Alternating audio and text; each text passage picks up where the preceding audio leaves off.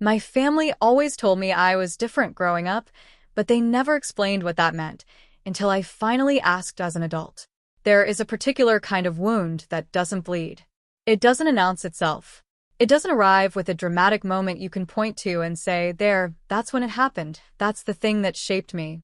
Instead, it accumulates, quietly, over years of small moments and half-finished sentences and rooms that went slightly silent when you walked in, and by the time you're old enough to understand what it was, it has already built you. It is already in the foundation. You're already standing on top of it, and you have been for so long that you can no longer tell where the wound ends and where you begin. I was 34 years old the first time I asked my mother directly what she meant when she said I was different. Not in the gentle, deflecting way I had asked before, not as part of a larger conversation that gave her room to redirect, but plainly, specifically, in the way that means I need an actual answer this time, and I'm not going to let this go.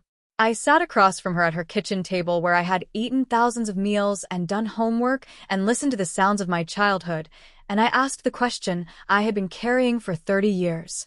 She looked at me for a long moment. She looked at her hands. She looked at the table. And then she told me something that rearranged every memory I had of growing up, every moment of confusion and isolation, and the persistent unnamed feeling that I was always slightly outside the frame of my own family, watching them through glass that I hadn't put there and couldn't remove. What she told me did not destroy me. I want to say that clearly at the beginning because this is not a story of destruction. But it did change me, completely, permanently, in the way that the truth changes you when you finally encounter it after decades of circling around its edges without ever being allowed to land. This is the story of what I found when I finally asked. And it is also, more than anything, the story of what I did with what I found. The word that followed me everywhere. My name is Sasha. I'm 37 years old, I live in Seattle, Washington, and I grew up in a small city in the Midwest in a family that was, by all external measures, ordinary. A house on a quiet street. 2 parents who stayed married. An older brother named Caleb, who was 4 years ahead of me and who moved through the world with an ease I studied and could never replicate. A grandmother who came on holidays and smelled like lavender and called me her little mystery, which I thought was an affectionate name until I was old enough to understand that mystery was not entirely a compliment, that it could also mean something you hadn't figured out yet, something that didn't resolve. The word different started early. I don't have a first memory of hearing it. It arrived gradually, the way a piece of furniture arrives in a room and you can't remember the house without it. My mother used it most often, in a tone that shifted depending on the context. Sometimes it was said warmly, the way you describe something rare. Sometimes it was said carefully, the way you describe something requiring handling. Sometimes it was said in a conversation I was only partially overhearing, my name appearing first, and then the word after it like a shadow the name cast. Sasha is just different. You know how Sasha is. Don't worry about it. Sasha has always been a bit different. When I asked, as a child, what different meant, the answers were always oblique and always unsatisfying. It means you're special. It means you see things your own way. It means you're not like everyone else. These were offered as compliments and received as evasions, and even at 7 or 8 years old I knew the difference, the way children know things they don't have words for. I knew there was a real answer behind the oblique one. I knew the real answer was being withheld. I didn't know why. So I did what children do when they are told incomplete things. I filled in the blanks myself. Over years, I constructed a series of explanations for what different meant, what it referred to, what it was encoding, and each explanation shaped how I understood myself, and some of them were damaging in ways I am still, at 37, untangling. The first explanation, formed somewhere around age 9 or 10, was that different meant broken. That there was something in me that didn't work the way it was supposed to, some mechanism that other people had and I lacked, some factory defect that my family could see and was too kind to name directly. This explanation lived in me for years. It expressed itself as a low but constant hum of self-doubt, a suspicion that I was operating with incomplete equipment, that the ease I saw in other people was built on something I simply didn't have access to. The second explanation, which arrived in early adolescence and was worse, was that different meant shameful. That the thing my family wasn't naming was something too embarrassing to name, something that reflected badly on the family, and therefore on me, something that had to be kept inside the house and not discussed in its actual terms. Adolescence is already the period in which shame is most available, most adhesive, most willing to attach itself to anything that presents as vaguely unclear, and the word different, applied repeatedly to me without ever being defined, was very available and very unclear. I spent a significant portion of my teenage years quietly convinced that I was carrying something that the people who loved me most found too difficult to acknowledge directly. The third explanation came later, in my 20s, when I had enough distance from my childhood to look at it with slightly more analytical eyes. It was that different meant inconvenient. That whatever I was, whatever the quality or characteristic or circumstance that the word was encoding, it required more from my family than they had easily available. That I was, in some specific and never articulated way, more work, and that the word different was the way they had agreed, collectively, and without saying so, to acknowledge this without having to do anything about it. None of these explanations were right. Or rather, none of them were the whole truth. The whole truth was more complicated than any of them, more human, more tangled with history and fear, and the specific ways that families protect themselves by protecting the wrong things. But I didn't know that yet. I spent 30 years working with the explanations I had, building myself on top of a mystery I hadn't been given the key to. Growing up on the outside of something. Let me tell you what it was like to grow up being told you are different without being told what that means, because I think this is the part that is hardest to understand from the outside. It is not like being told you are bad. Bad is at least a direction. Bad gives you something to push against, or to accept, or to reform. Different gives you nothing. It is pure ambiguity, and ambiguity, when it is applied to your fundamental nature at an age when you are still assembling yourself, is its own specific kind of cruelty, unintentional, in most cases, but no less formative for the lack of intention behind it. I watched my brother Caleb navigate the world with what I can only describe as legibility. He knew how to read rooms. He knew what was expected and provided it with an ease that looked effortless from the outside, and probably was, because the expectation matched something in him naturally rather than requiring translation. Teachers liked him immediately. Our extended family understood him. He played sports and had friends and had the ordinary contentions of an ordinary adolescence, and none of it seemed to require the effort it required for me to simply be in the same spaces. I was not unpopular. I want to say that clearly because the story of the child who is different is sometimes assumed to be the story of the child who is friendless and bullied and visibly marginal, and that was not my story. I had friends. I had friendships that were real and lasting and that I valued enormously because I understood even then that finding people who could see me clearly was not guaranteed, and I held on to the ones who could. But there was always, even in the friendships, a quality of effort that I assumed was simply what friendship required, a constant low-level management of how much of myself I offered, a monitoring of the reaction, an adjustment based on what seemed to land and what seemed to unsettle. I thought this was what everyone did. I thought the effort was normal. The effort was the water I swam in, and water doesn't know it's wet. At school, I was described by teachers in ways that I now understand were encoding the same thing my family was encoding with the word different, just in the specific vocabulary of educational assessment. Sasha is thoughtful, but sometimes seems disconnected. Sasha has a unique perspective. Sasha would benefit from engaging more directly with the group.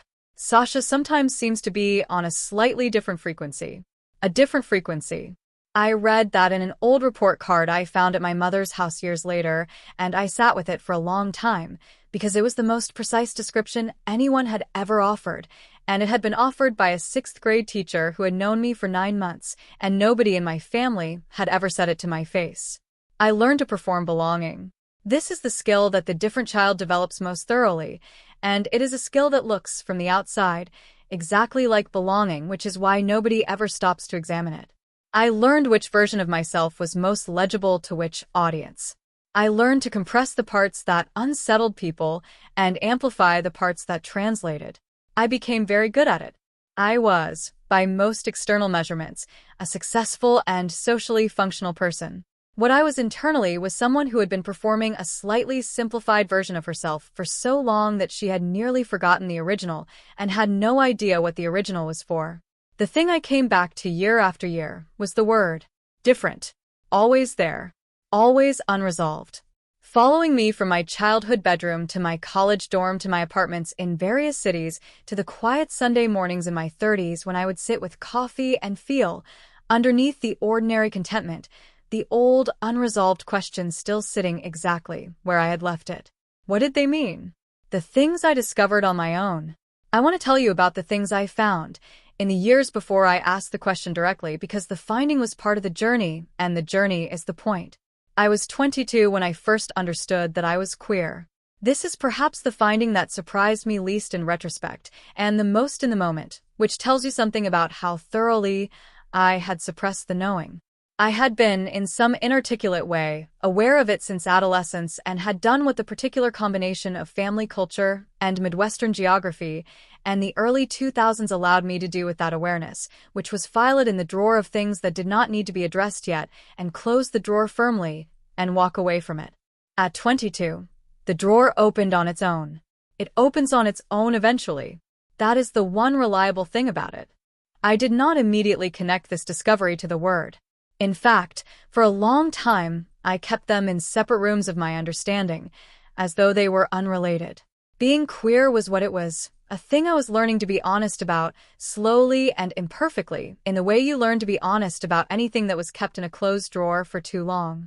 The word different was something else, something older, something that predated sexuality, and seemed to encompass more of me than sexuality alone. Though I noticed, and filed away for later, that the word had always been said by my mother with a certain careful quality, a delicacy that was not present when she said other things about me, including things that were complicated or challenging. The delicacy was specific to this, like she was handling something that might break, or something that might break her. I was 26 when I found, in a box of old papers at my grandmother's house the summer she died, a letter. It was addressed to my mother in handwriting I didn't recognize, postmarked from a city I associated with nothing in our family history. It had been opened and refolded many times. The crease lines were deep, the paper soft at the folds the way paper gets when it has been held frequently. I should not have read it. I read it. The letter was not long, and most of it I understood in the ordinary way, and one paragraph of it I understood in the partial way, the way you understand something that answers a question you didn't know you were asking, that fits a space in your internal architecture you hadn't consciously identified as a space. I did not take the letter. I refolded it along its worn creases and put it back in the box.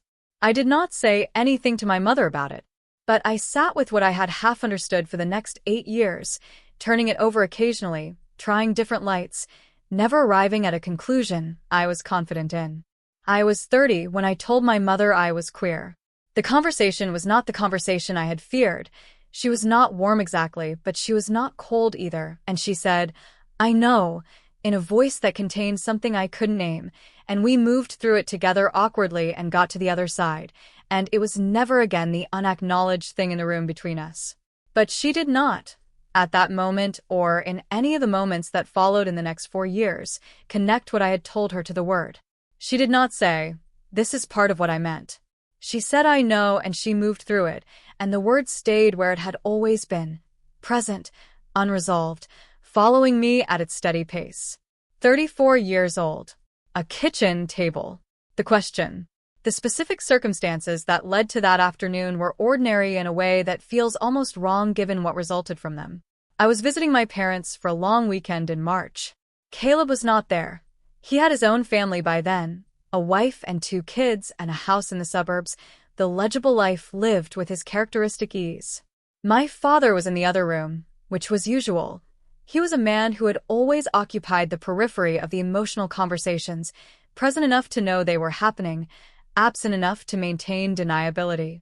My mother and I were at the kitchen table with coffee, in the mid-morning quiet that I had always liked about her house, the particular stillness of a weekday in a house where the business of the day hasn't started yet. I don't know what made that morning different from the other mornings.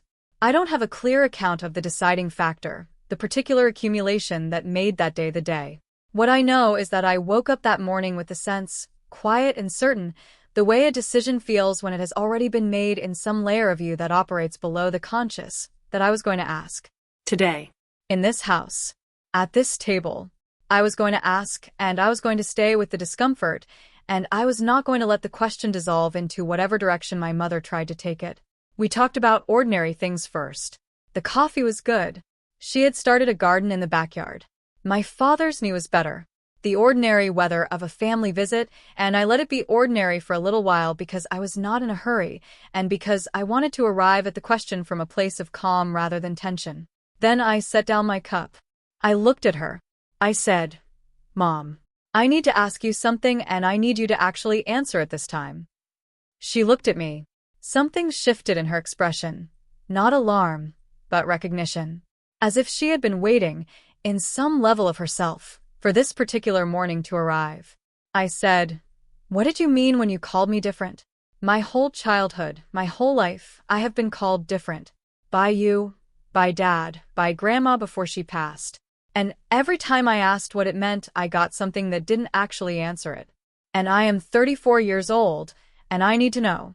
What did you mean? The kitchen was very quiet. I could hear the refrigerator. I could hear my father's television in the other room, the low murmur of something he was watching. My mother looked at her coffee cup. She looked at the table. She turned the cup around once in her hands. And then she looked at me and she said, "There are some things I should have told you a long time ago." What she told me. She told me in pieces. Not because she was evasive, she had, I understood watching her, decided to be honest and was being honest, but because the things she was telling me had pieces, and the pieces had to come in a certain order for any of them to make sense. She told me first about a time before I was born. About a period in her own life and my father's that they had never discussed with Caleb or me, a period of difficulty, of a marriage that had come under a specific strain, of decisions made and unmade and made again in the particular chaos of a young couple in their late 20s who loved each other and were also, at that specific time, not entirely equipped to handle what was happening to them. She told me about a person who had mattered to her during that period in a way that she had never spoken of, not to Caleb, not to other family members, not to almost anyone except my grandmother, who had known because my mother had needed someone to know. A person who was not my father. A person she had, in the honest light of 34 years later, loved in the way that you love someone when you are in your late 20s and your marriage is struggling, and someone else sees you in a way that you needed to be seen. She told me about the letter. She did not ask how I knew about the letter. We both understood how I knew about the letter. She told me that the relationship had ended, that she and my father had worked through what had happened and had chosen each other, and had meant the choosing. That Caleb was my father's in every sense. That there was never any question about Caleb. And then she stopped. And she looked at me. And I looked at her. And I understood what the pause between those sentences contained. I said, very quietly, "Tell me the rest." She said, "I was pregnant when the relationship ended." I didn't know at first who she stopped. She started again. The timing was such that I wasn't certain. For a long time I wasn't certain. And then you were born and you looked like yourself. You didn't look like either of them clearly enough for me to know. And your father and I decided. We decided together. That you were ours. That we were your parents. That it didn't matter. I said, "But it did matter." She said, "Yes, it did." Because you were different. From Caleb. From your father. From the way things went in our family. You had ways of being, ways of seeing, a kind of quality about you that neither your father nor I fully recognized from ourselves. And every time you asked what different meant, I didn't know how to. She stopped again. I didn't know how to tell you something when I didn't know myself what the answer was. I sat with this for a long moment. Long enough that my mother reached across the table and put her hand on mine, and then, when I did not pull away, kept it there. I said, "Does he know? Does the other person know about me?" She said, "No. We lost contact. Long before you were born." I said, "Is he alive?" She said, "I don't know." I said, "Do you know where he is?" She said, "I know where he was. I don't know anymore." I sat with all of this. I looked at the kitchen, at the walls I had grown up seeing, the window above the sink, the calendar on the refrigerator, the ordinary physical world of a family home that was exactly as it had always been, and was also, in this moment, irreversibly different. I had the sensation of standing in two versions of the same room simultaneously. The room as it had been this morning, before I sat down and asked, and the room as it was now, after. The distance between the two was 34 years. I said, "I need some time." My mother said, "I know." I said, "I'm not. I need you to know that I'm not." I stopped. I tried again. "I love you. I need you to know that's not changed. I just need time to be with this." She was crying by then, quietly, in the way she cried when she was genuinely hurt rather than managing a situation. I had been with her in many difficult conversations, and I knew the difference. This was the genuine kind. I reached across and held her hand for a moment, and then I stood up and went for a walk, and I stayed outside for 2 hours, in the March air, walking the streets I had grown up on, looking at the ordinary world of my hometown, thinking,